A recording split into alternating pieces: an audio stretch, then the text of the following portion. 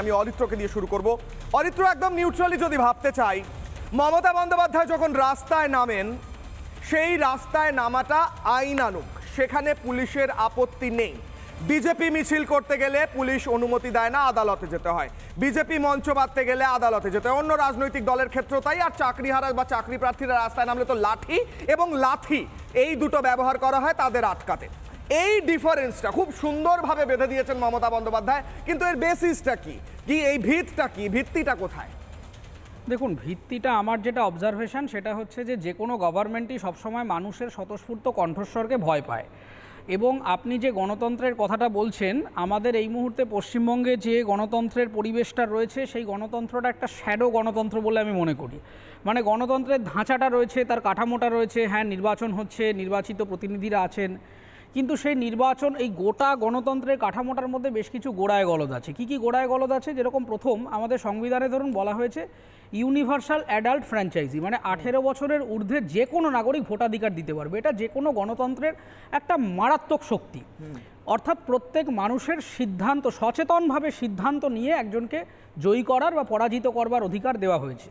এবং যিনি জয়ী হচ্ছেন, সেই মমতা বন্দ্যোপাধ্যায় জিতুন আর শুভেন্দু অধিকারী জিতুন, সেটা ইমেটেরিয়াল, মানুষের মেজরিটি সিদ্ধান্তকে আমাদেরকে গ্রহণ করতে হবে।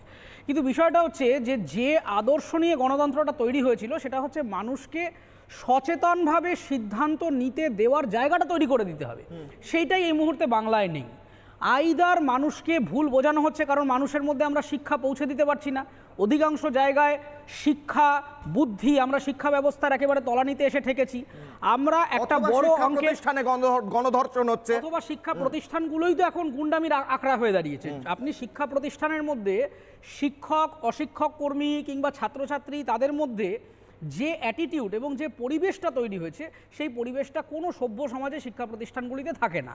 আর যেগুলো সরকারি স্কুল, যেগুলো আমি যদি আরও নিচের দিকে নেমে যাই, স্কুলের দিকে চলে যাই, অধিকাংশ জায়গায় বিগত আপনি সরকারি স্ট্যাটিস্টিক্স দেখুন, অন্তত 5 থেকে 10 হাজার স্কুল বন্ধ হয়ে গেছে। মাস্টারমশাই নেই, পরিকাঠামো নেই, ইত্যাদির জন্য ছাত্র সেখানে আসে না। ফলে যখনই শিক্ষা বন্ধ হয়ে যাচ্ছে, একজন মানুষ তার সিদ্ধান্ত সচেতনভাবে তখনই নেবেন যখন তার বুদ্ধি এবং প্রজ্ঞা এবং সচেতনতার জাগরণ হবে। সেই কারণে অধিকাংশ মানুষকে এই অশিক্ষার অন্ধকারে নিমজ্জিত করে রাখতে চায় সরকার, এই কারণে ইচ্ছে করে চায়। কারণ যদি মানুষের মধ্যে সচেতনতা আসে, সে কিন্তু প্রশ্ন করবে। মানুষকে যতদিন আমরা ভুল বোঝাতে পারবো, বোকা বানাতে পারবো, ততদিন মানুষকে, আমি যদি চোখে কাপড় পরিয়ে রাখি, তাহলে যেদিকে তাকে চালনা করব সেই দিকে যাবে। দ্বিতীয় কথা, আপনার প্রশ্নের খুব ইন্টারেস্টিং জায়গাটা ধরেছেন, যে আন্দোলনকে ভয় পায় কিনা। আমি আপনাকে দায়িত্বের সাথে চ্যালেঞ্জ করে বলছি, আজকে আরজিকর মুভমেন্ট তার অলমোস্ট 1 বছর হয়ে গেল। এবার আপনাকে আমি বলছি যে এই গভর্নমেন্টের একটা অদ্ভুত স্ট্র্যাটেজি আছে, যেটায় মানুষ এবং অন্যান্য বিরোধী রাজনৈতিক দল পরাজিত হচ্ছে। কিভাবে পরাজিত হচ্ছে? এই গভর্নমেন্ট, আপনি দেখছেন মুভমেন্ট হচ্ছে, এই তো কসবায় একটা এত বড় ঘৃণ্য ঘটনা ঘটে গেল, মানুষ শয় মানুষ পথে নামছে। আসলে না, গভর্নমেন্ট যেটা করছে এখন, একটা প্রক্সি ওয়ারফেয়ার তৈরি করছে। প্রক্সি ওয়ারফেয়ার মানে যে আন্দোলনকারীদেরকে আপনি সামনে দেখছেন, তারা আসলে গভর্নমেন্টের মাউথপিস। আপনি কসবার কাণ্ডের পরে যাদেরকে বেশি করে মুখ খুলতে দেখেছেন, তারা প্রত্যেকেই সরকারের হয়ে কথা বলতে আরম্ভ করছে।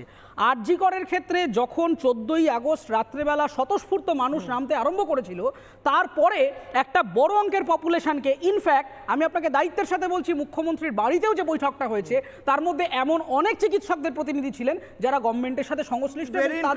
তার মানে আমি একটা উদাহরণ দিই, এই নির্যাতিতার বাবা বলেছেন রিপাবলিকে যে আমি যে আইনজীবী এসে বিভিন্ন চ্যানেলে বক্তব্য রাখছে, তাকে আমি নিয়োগই করিনি, তাকে আমি অ্যাপয়েন্টই করিনি। তাহলে কে করলো? প্রশ্ন থাকছে, সরকার বা এই মুহূর্তে সরকারের মেশিনারির ভেতর থেকে এই কাজ করা হচ্ছে তুমি বলছো, বা আন্দোলনের মুখ বানিয়ে দেওয়া হচ্ছে যাতে সেই ভার্সনটাই আসে। Very interesting. আমি আসছি অরিত্র, বেশ তুমি শেষ করতে চাই? আমার শেষ একটাই, সেটা কারণটা হচ্ছে আন্দোলনের মুখ হিসেবে আমরা মানুষজন এবং মিডিয়া যাদেরকে দেখাচ্ছি, তারা স্বতঃস্ফূর্ত আন্দোলনের মুখ নয়, তারা সরকারের শ্যাডো আন্দোলন তৈরি করা, একটা আন্দোলনের একটা শ্যাডো ওয়ারফেয়ার, তার মুখ হিসেবে কাজ করছে।